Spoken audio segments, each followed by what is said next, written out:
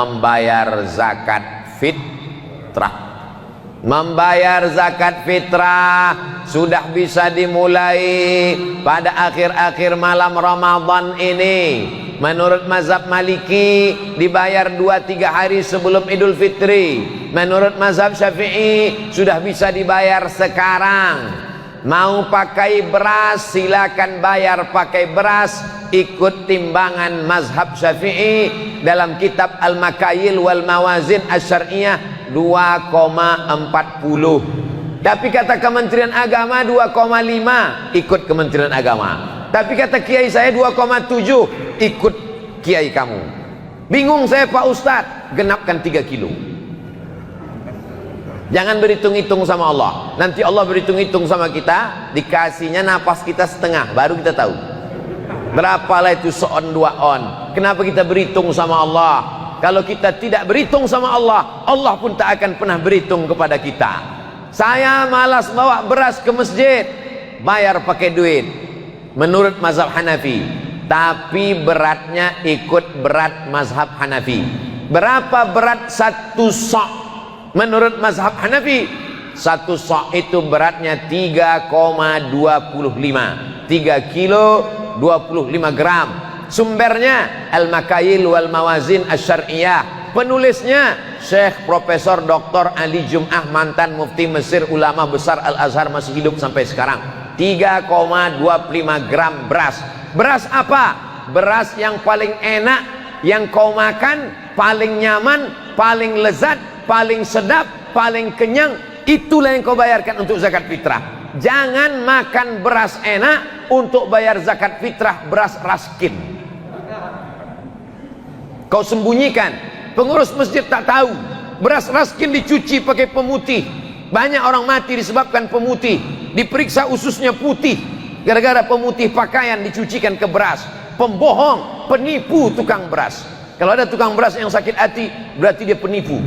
Kalau dia jujur tak akan tersinggung dia dengar ceramah saya.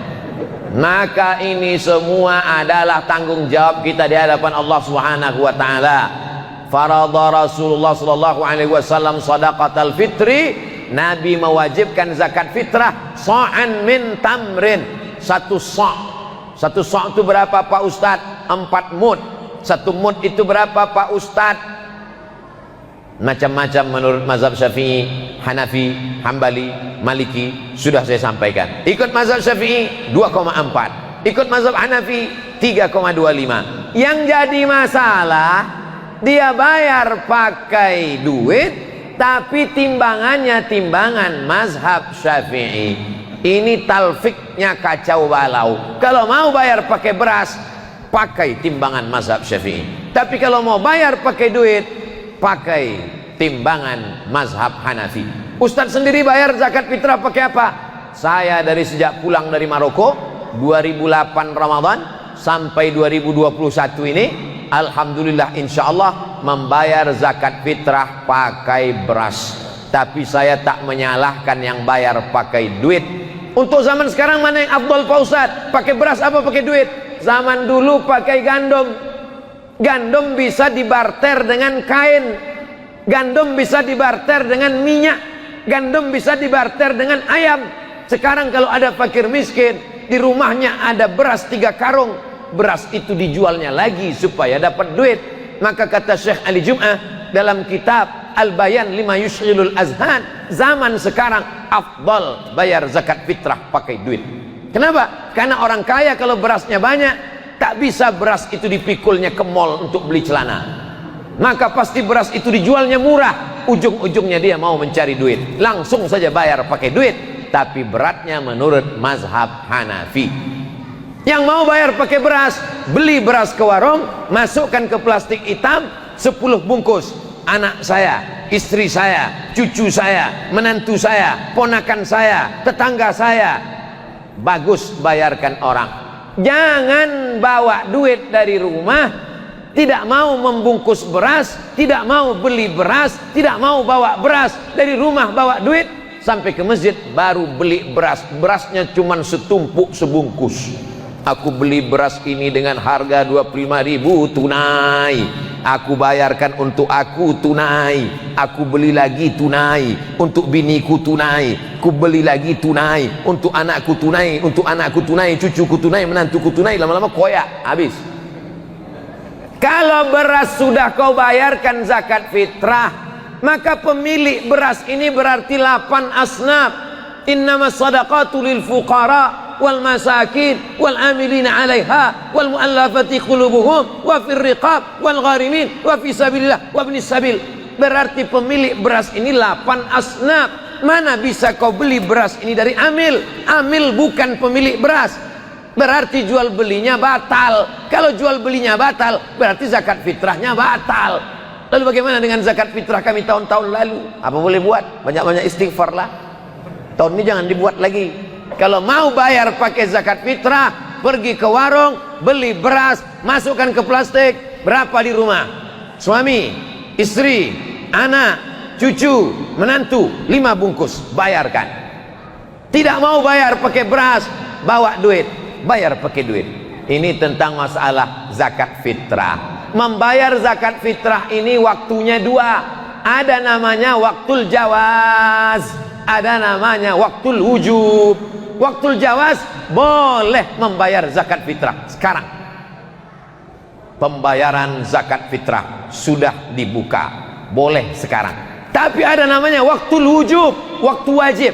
Kapan wajib membayar zakat fitrah? Petang malam Idul Fitri, tenggelam matahari Ramadan petang, terbit hilal Syawal, azan maghrib, itulah waktu wajib membayar zakat fitrah. Sampai kapan? Sampai khotib naik mimbar.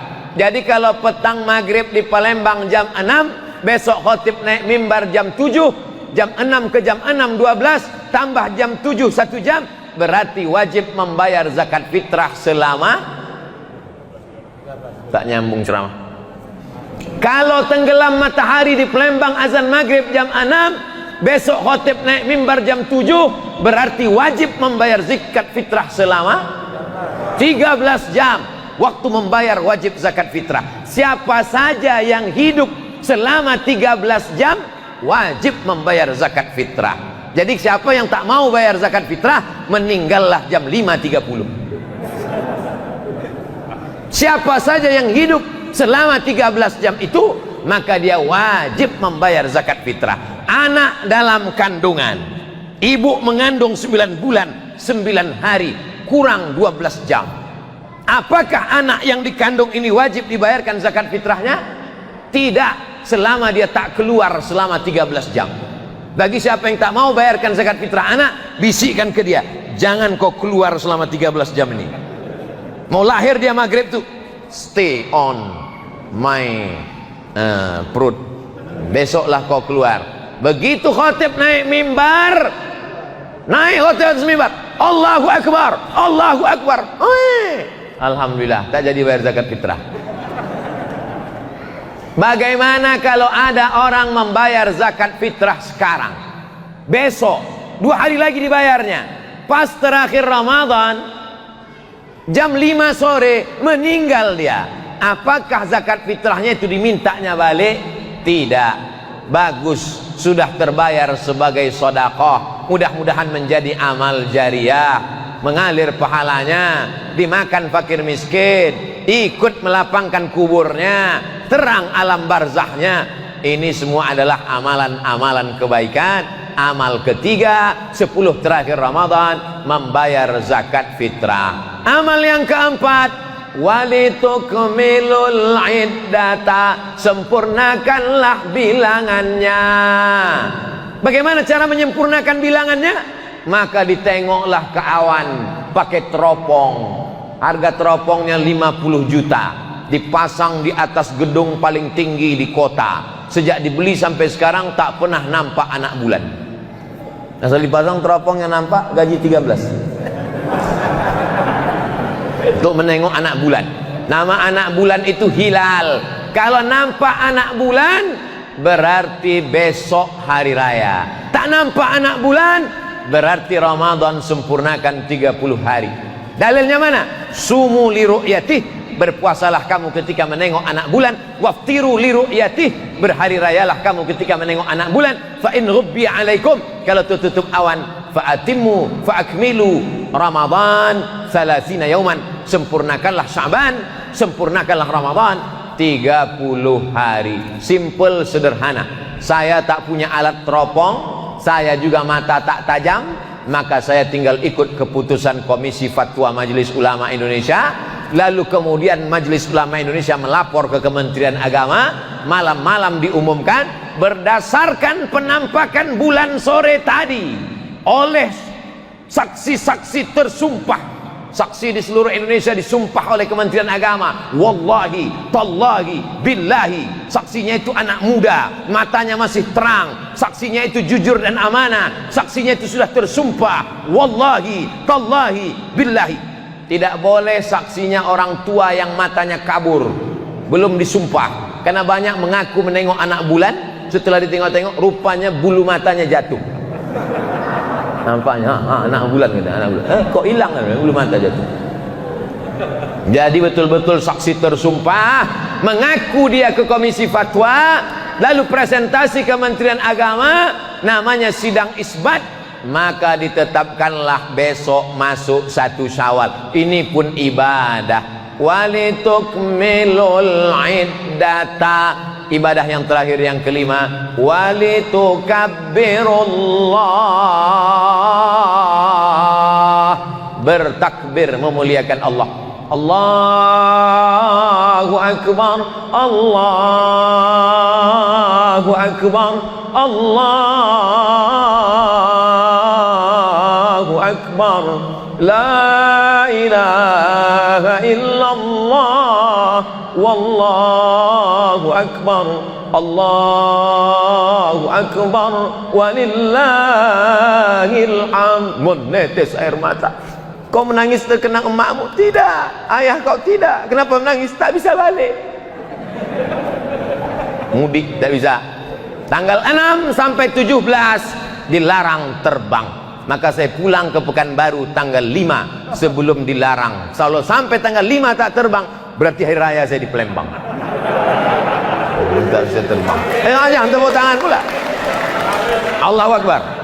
Nah, takut pula saya diaminkan jamaah. Saya sudah ada jadwal di Pekanbaru, khutbah di Masjid Nurus Salam, Jalan Taman Sari.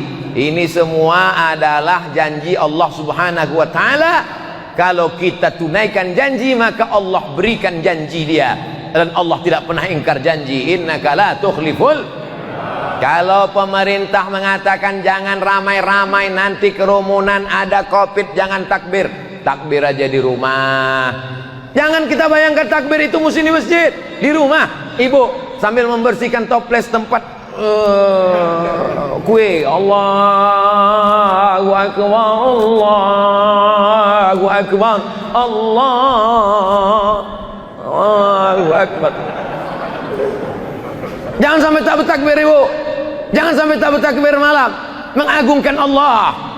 Kenapa takbir? Menghilang kesedihan. Terbayang wajah emak sedih, Allahu Akbar. Terbayang wajah ayah sedih, Allahu Akbar. Terbayang baju baru tak jadi dibeli, Allahu Akbar. Bertakbirlah malam Idul Fitri. Itulah 5 amalan-amalan yang kita laksanakan selama 9 atau 10 malam. Kalau 10 hari lagi berarti hari raya tanggal 13. Kalau 9 hari lagi berarti hari raya tanggal 12. Biarkan bulan bicara, menunggu anak bulan. Kalau bulannya sabit namanya hilal, kalau bulannya bulat namanya badar. Tala'al alaina, badar bulan purnama. Tapi kalau bulan sabit namanya hilal. Yang terbit di akhir Ramadan itu nanti badar apa hilal? Hilal. Maka suami ibu yang namanya hilal, simpan-simpanlah di rumah. Soalnya dia dicari-cari orang 10 hari lagi. Hilal, Badar sudah jadi nama orang Indonesia. Pak Hilaludin sama Badarudin.